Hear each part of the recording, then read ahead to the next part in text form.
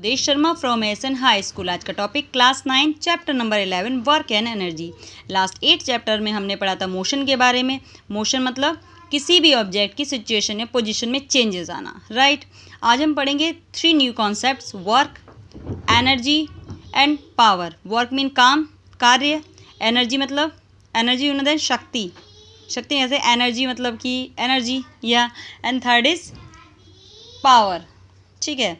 चलिए भाई, हमने बहुत सारे अपने डेली लाइफ में बहुत सारे काम करते हैं, राइट। लिविंग बींग्स को फूड की नीड है। क्यों? क्योंकि उनको ज़िंदा रहने के लिए, सर्वाइव करने के लिए किसकी नीड है? फूड की। क्योंकि उससे हमें एनर्जी मिलती है बहुत सारी एक्टिविटीज़ को करने के लिए, जैसे कि playing, singing, reading and so many etcetera work are there, ठीक है। एनिमल्स भी इन एक्टिविटी में एंगेज है, या फिर उसे भी नीड है किसकी? फूड की। जंप करने के लिए, रन करने के लिए, फ्लाइट करने के लिए, सेफ प्लेस टू लाइफ, रहने के लिए, बहुत सारे काम के लिए, वेट उठाने के लिए, लोड उठाने के लिए किसी की नीड होती है? एनर्जी की नीड होती है। अब क्या हम कह सकते हैं work in energy?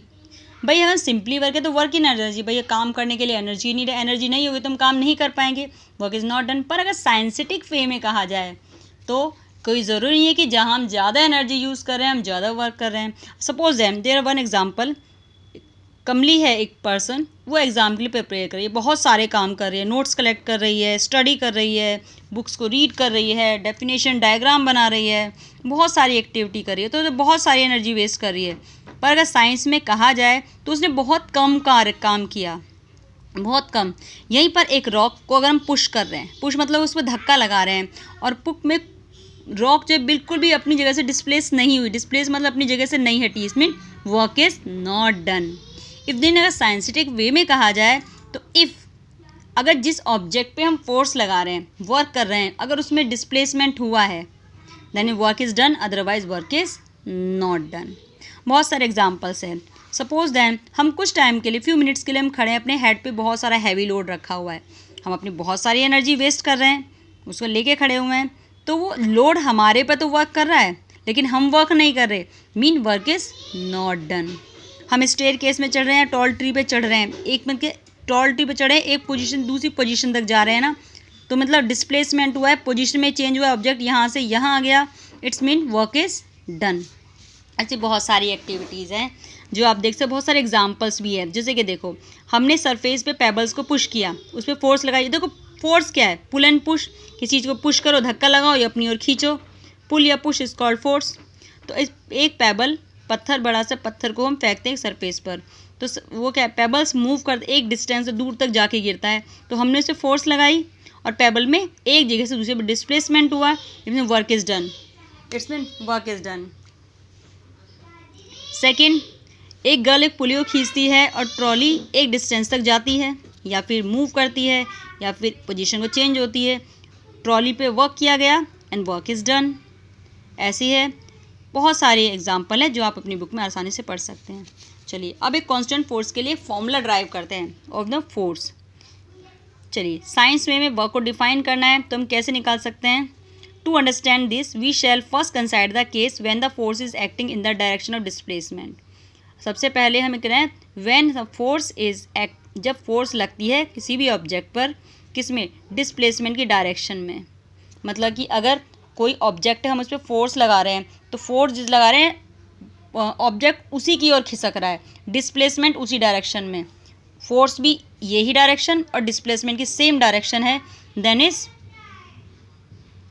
Late a consider force. माना कि एफ हमने माना फोर्स जो लगाई गई है ऑब्जेक्ट पर, डिस्प्लेसमेंट हुआ है एक डिस्टेंस तक, एस डिस्प्लेसमेंट हुआ है ऑब्जेक्ट में, पोजीशन में चेंज हुआ है, दैट डब्ल्यू। अगर हम डब्ल्यू लेते हैं, जो वर्क किया गया तो हम डब्ल्यू लेते हैं, तो work done equal to force multiply by displacement, W equal to F into S के बराबर है। Work done by a force acting on the object equal to the magnitude of the force multiply by the distance moved in the direction of the force.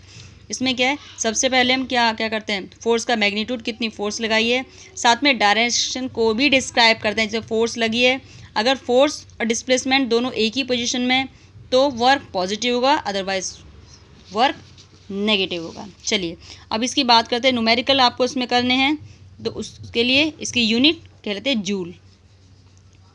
भाई force की newton, displacement metre, newton metre को कहा जाता है, newton metre is called joule. तो आप work की unit को न्यूटन मीटर भी लिख सकते हो और जूल भी लिख सकते हो।